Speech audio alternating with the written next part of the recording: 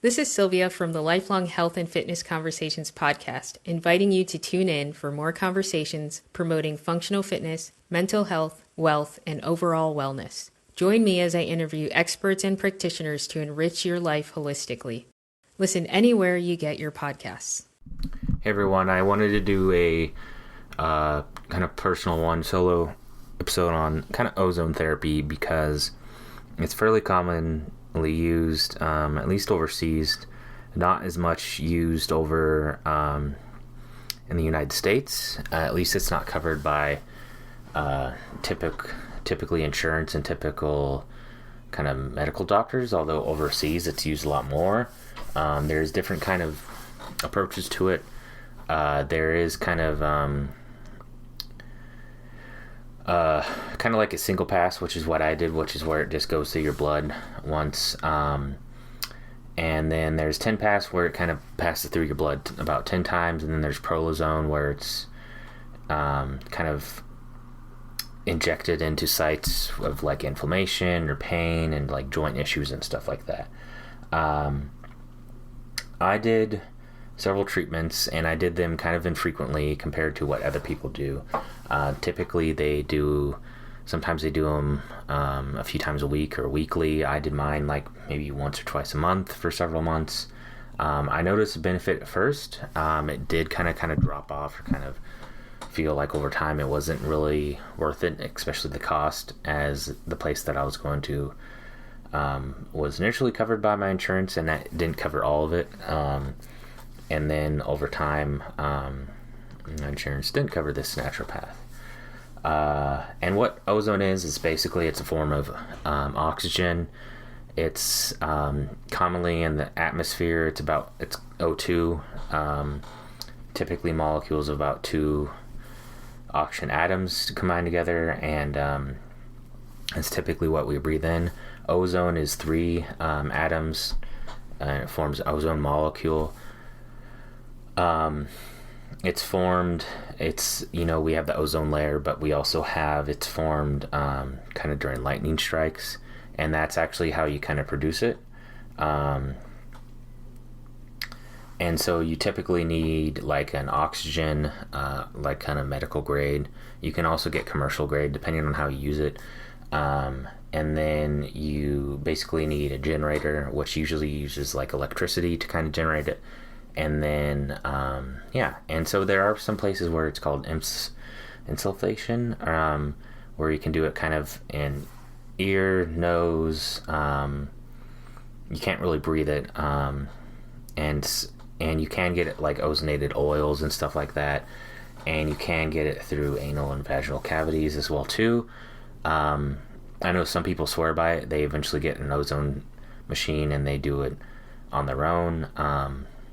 I may in the future. I do like to kind of really try something out before I kind of come to a consensus, because I do know people that have gone through ozone treatment. It's helped them a lot. I think it helps a lot with kind of inflammation. It can be antibacterial, antiviral. So if you're dealing with kind of Epstein-Barr, some kind of stealth pathogens like Lyme and co-infections. I think injected kind of locally, it can help with kind of joint issues like TMJ, or if you have an injury or stuff like that, and there's different ways of doing that. As far as for me, ozone wasn't really all that helpful.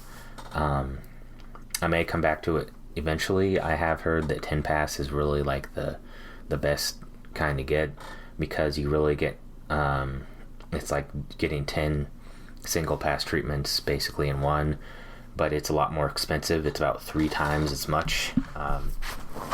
And these aren't covered by insurance, at least over in the United States. You can if you go to, say, medical tourism, and go to some place maybe in Mexico, maybe overseas, you can probably get it for much cheaper. I don't know of much places that really do 10 pass. And 10 pass is basically, I want to say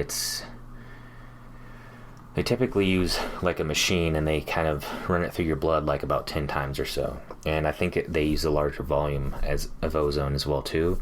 The kind that when I was using it, it was just kind of injected. They took out some blood and they injected it kind of into an IV bag, and then it was kind of fed back into it. which is similar to the 10 pass, but this is kind of run through, like, I want to say centrifugal or like some kind of machine. I haven't done it myself yet.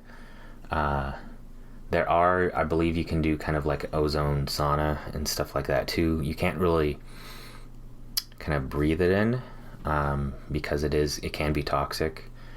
It used to be, I believe it was used more kind of widely before some kind of other treatments were kind of replaced it due to kind of mainstream tomfoolery. I don't know really how to say it. I think they've come up with, they use antiviral or antibiotics, which, can help, can work at times, but not always. I may come back to it. If you have any more questions about it, or if you need help with health, feel free to reach out to me. Also looking to get on some other podcasts, as well as have guests on as well too. I'd like to get kind of experts, coaches, healers, even those that have kind of been dealing with chronic health problems. Talk about the journey. We even do some of that too. I hope you like this episode. You can find it typically Ozone. It's typically done through like naturopaths. A lot of them do it. You can, depending on location, you can probably find someone around you. It really varies kind of what you get. If it's like I don't know if I'm saying right, insufflation, which are kind of like self-administered, it can be kind of cheap. It can be 30 to 50. Ozone, kind of single pass, for me it was about 100 per session. 10 pass is about 300 or more. And if you're doing it, depending on how you kind of want to administer it, if it's self-administered, you typically want to do insufflation or use a bubbler. And that is a kind of an upfront cost, but you can save money on it if you want to do it yourself. And I believe you can get probably about the same results too. But it is because you have to get like commercial oxygen or commercial grade oxygen. You have to get a ozone generator, and then you have to get all the equipment for it.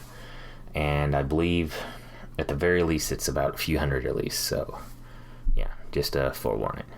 But yeah, see you all later. Hope you enjoy this episode. Have a good weekend, good week. Hope this helps.